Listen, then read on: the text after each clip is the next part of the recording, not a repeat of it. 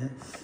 자, 토요일이고요. 8월 1일입니다. 첫째 날 여러분들과 함께 시작한다고 하니 참 기쁘고요. 8월 한 달 여러분, 가정과 직장과 사업, 여러분의 모든 삶에 하나님의 은혜가 평강이 충만하기를 주 여러분 축복합니다. 이 뜨거운 여름, 정말 하나님의 축복도 뜨겁게, 강하게 임할 수 있기를 바랍니다. 자, 오늘 우리에게 주시는 말씀의 교훈을 담은 기도 제목 한번 따라 하시겠습니다. 가정과 교회에서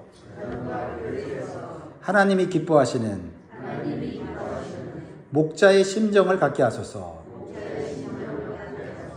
아멘. 우리 오늘 새벽에 많이 오셨는데 우리 서로에게 힘이 되는 바카스가 되자고 아까 얘기했죠. 당신은 바카스입니다. 우리 서로 인사합시다.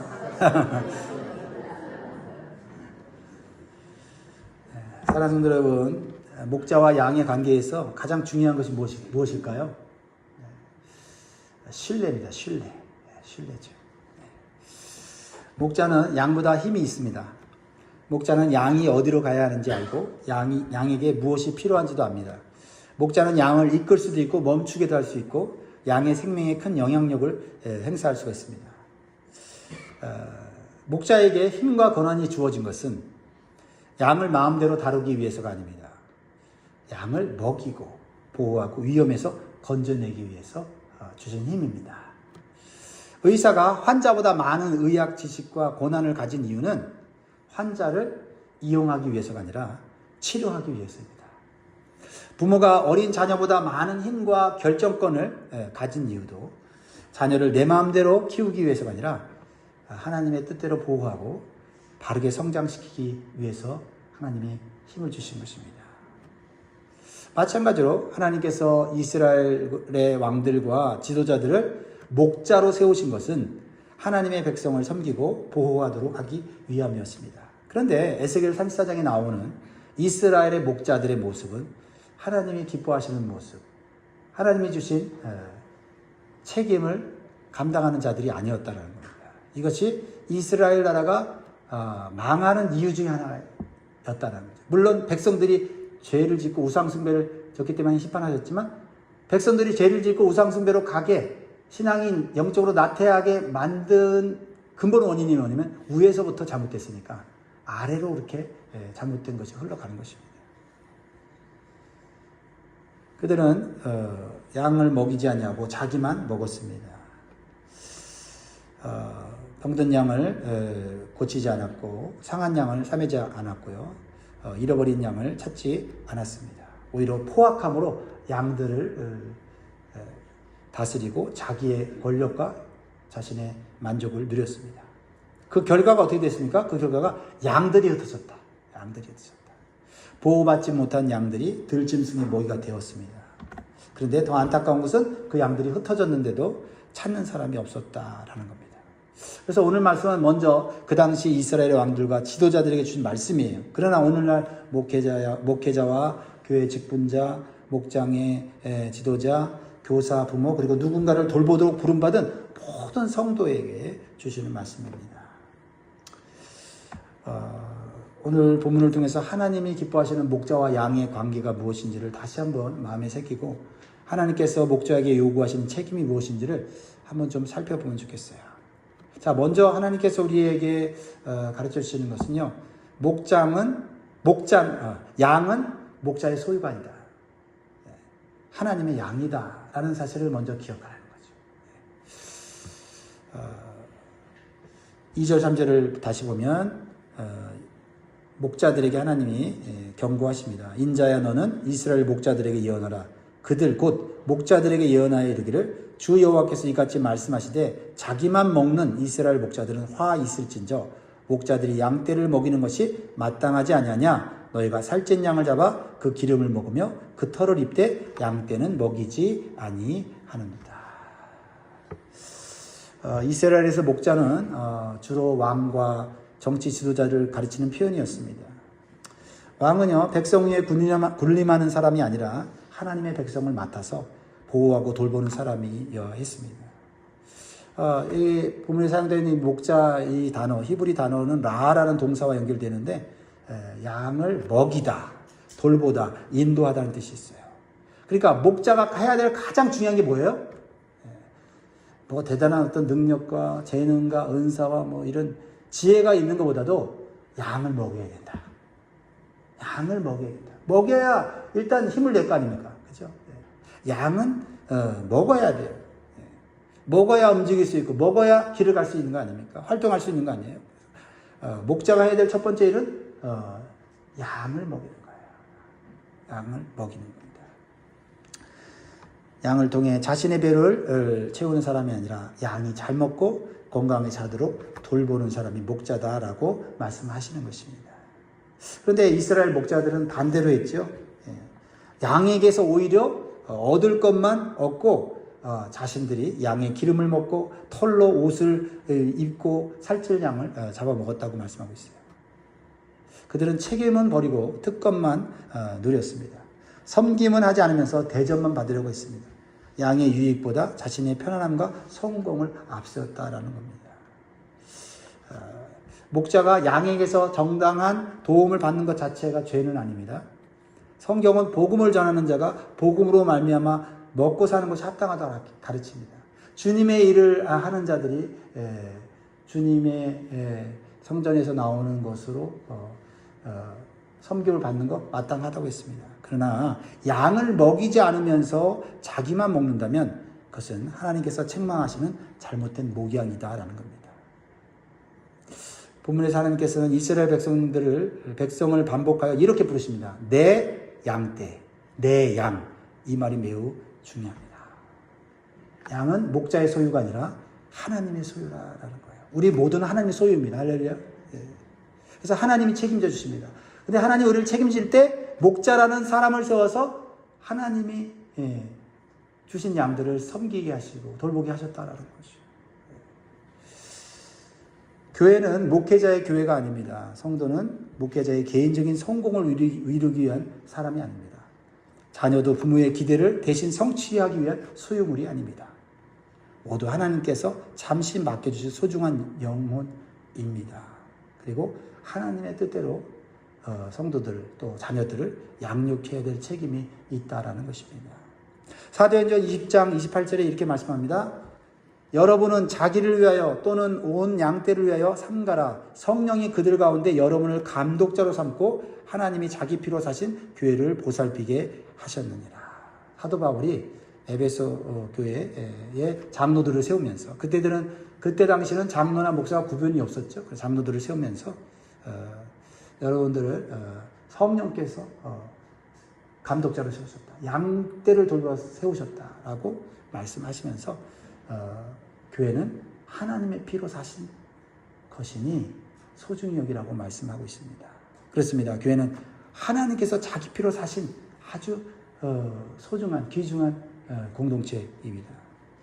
우리 모두는 예수 그리스도의 피값으로 구원받은 사람입니다. 그러므로 어느 누구도 하나님의 자녀가 됐고 하나님의 양이 된 성도들을 함부로 무시하거나 판단해서는 안 될 줄 믿습니다. 목자에게 주어진 권위는 소유권이 아니라 청지기의 책임이에요. 청지기의 책임을 잘 감당할 때 주인 되시는 주님께서는 우리에게 복을 주십니다. 그래서 누가복음 12장 42절에 43절의 말씀에 보면 예수님이 이런 말씀하셨어요.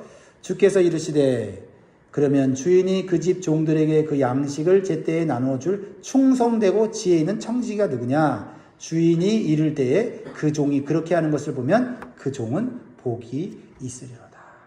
여러분, 복이 있는 목자, 복이 있는 청지기, 복이 있는 부모, 복이 있는 성도가 되시길 주의로 축복합니다. 청지기는 많은 권한이 있고요. 맡겨주신 많은 것들이 있어요. 그런데 한 가지가 없습니다. 뭐예요? 주인의 권한이 없어요. 주인이 아니라는 것이죠. 우리에게 하나님께서 물때로는 은사도 많이 주시고 물질도 많이 주시고 우리로 하여금 어떤 큰 성취를 이룰 수 있는 능력도 우리에게 베풀어 주십니다. 그렇다고 해서 우리가 주인이 되는 것은 아니다. 그렇다고 해서 우리가 주인만큼 높아지는 건 아니다. 우리에게는 항상 많으나 적으나 우리의 주인은 하나님이시다.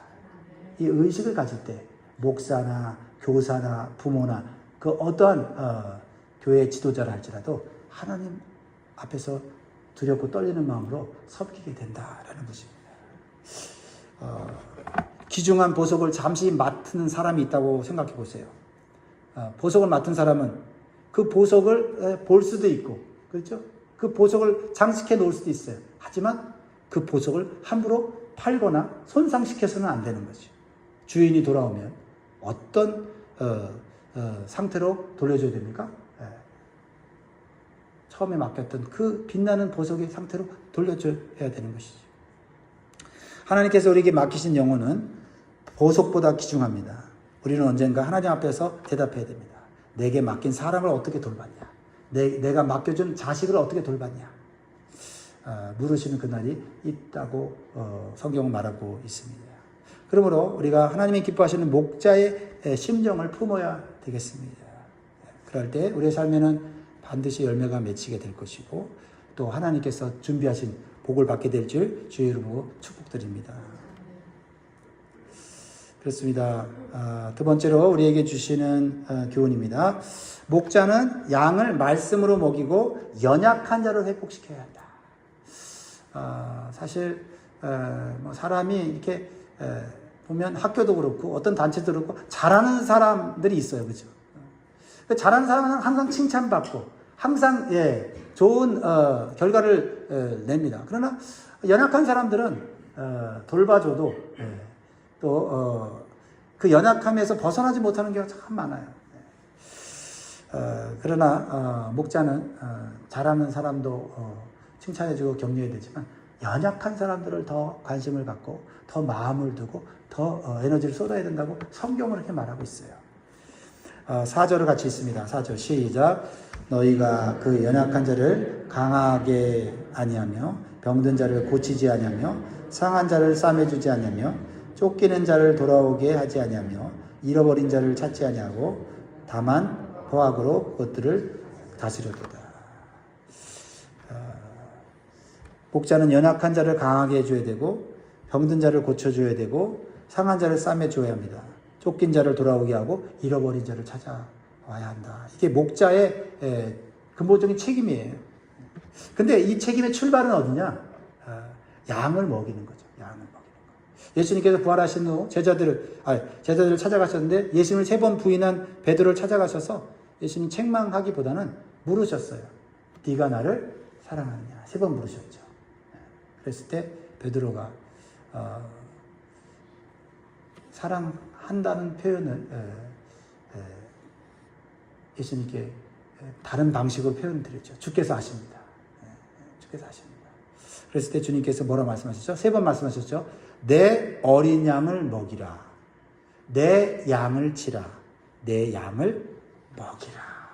예수님 사랑한다고 하니까 예수님이 하시는 말씀이 내 양을 먹이라는 거예요.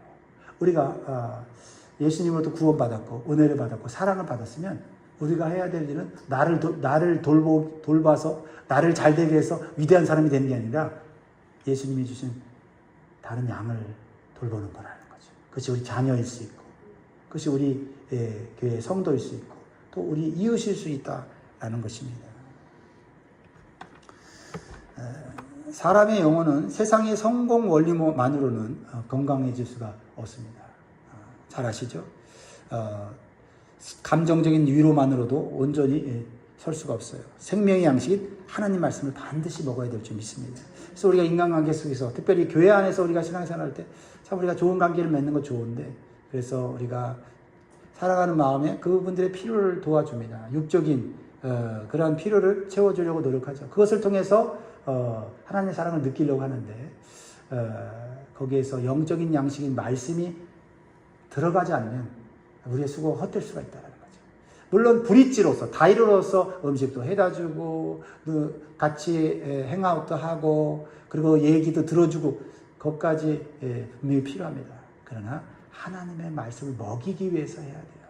그 말씀이 때로는 그 사람의 마음에 불편하고 그 사람이 찔림을 간다 할지라도 그것을 해야 되는 이유는 그것이 영혼을 살리기 때문이고 그리고 그 영혼이 구원받고 믿음이 자라났을 때는 감사하고 고마워하는 그날이 오기 때문에 그렇습니다.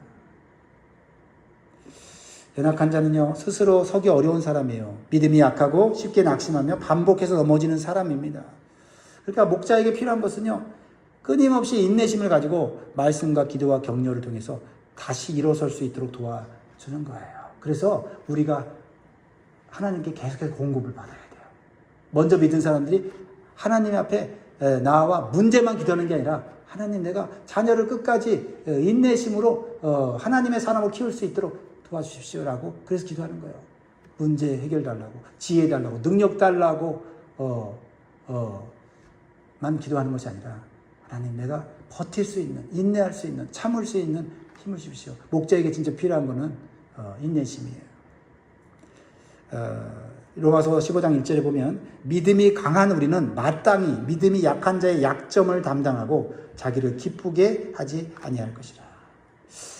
믿음이 강한 사람이 되게 하신 것은 약한 사람을 담당하라고 주셨다라고 말씀하고 있습니다. 어느 마을에 유명한 도자기 장인이 있었습니다. 그가 만드는 도자기는 매우 아름다웠지만 만드는 과정이 굉장히 느리고 섬세했어요. 그래서 한 견습생이 도자기 장인에게 물었습니다. 선생님, 왜 이렇게 천천히 만드십니까?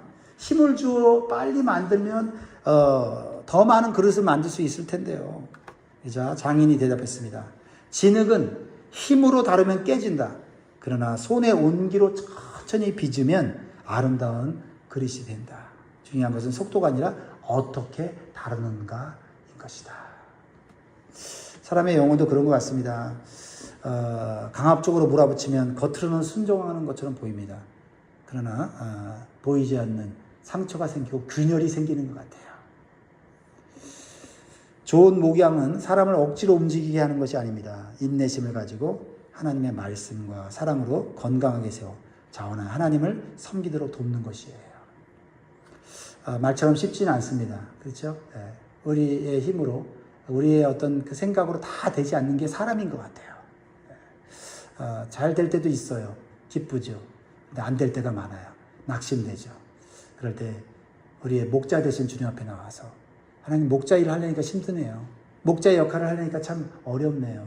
하나님, 도와주세요. 라고 지혜를 구하고 힘을 구할 수 있는 저 여러분 되길 주의 이름으로 축복합니다. 마지막으로 주시는 결론을 우리가 같이 읽으면 좋겠습니다. 5절 6절 같이 있습니다. 시작. 목자가 없으므로 그것들이 흩어져서 모든 들짐승의 밥이 되었도다. 내 양떼가 모든 산과 높은 맷뿌리마다 유리되었고 내 양떼가 온 지면에 흩어졌으되 찾고 찾는 자가 없었도다. 찾고 찾는 자가 없었다. 이스라엘에는요, 왕도 있었고 제사장도 있었고요, 지도자도 있었습니다. 그런데 하나님께서는 목자가 없다고 말씀하셨어요. 교회에는 목자가 많아야 합니다. 목자는 무엇을 의미합니까? 나 외에 다른 사람들 돌보는 사람을 목자로 말하는 것이죠.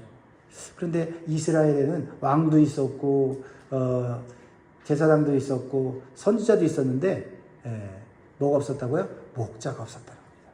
가정에도 목자가 있어야 돼요. 목자가 있어야 가정이 세워지는 줄 믿습니다. 목자의 존재는 직함으로 증명되지 않습니다. 말씀으로 먹이고 상처를 돌보고 흩어진 사람을 찾는 일을 통해서 증명됩니다. 안타까운 것은 무엇입니까? 잃어버렸는데 찾고 찾는 자가 없다라고 하나님이 말씀하십니다.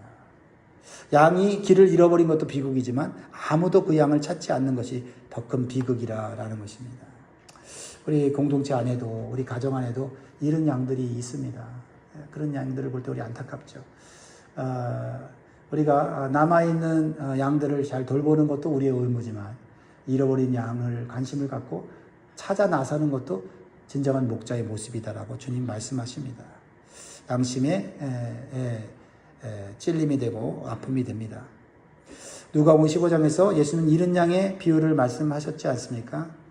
선한 목자는 잃은 양이 스스로 돌아오기를 기다리고만 있지 않고 찾아 나섭니다. 그리고 찾았을 때 책망하지 않고 어깨에 메고 돌아오는 그 그림을 우리에게 가르쳐 주십니다. 그리고 예수님께서는 누가복음 19장 10절에서도 이렇게 말씀하시죠. 인자가 온 것은 잃어버린 자를 찾아 구원하려 함이니라. 우리 현재 우리 있는 성도들을 잘 돌봅시다. 우리 자녀들 잘 돌봅시다. 그러나 오늘 말씀을 통해서 또 다시 한번 잃어버린 자들을 한번 생각하면서 그 잃어버린 자들의 이름을 불러가며 기도하는 것으로부터 시작하면 좋겠어요. 그래서 마음 주시면 찾아가고 마음 주시면 또다시 권면하고 다쳤던 또 마음이 굳어졌던 자들을 주님께로 인도할 수 있는 기회를 우리가 주님의 마음으로 제공할 수 있기를 주의 이름으로 축복합니다. 기도하겠습니다.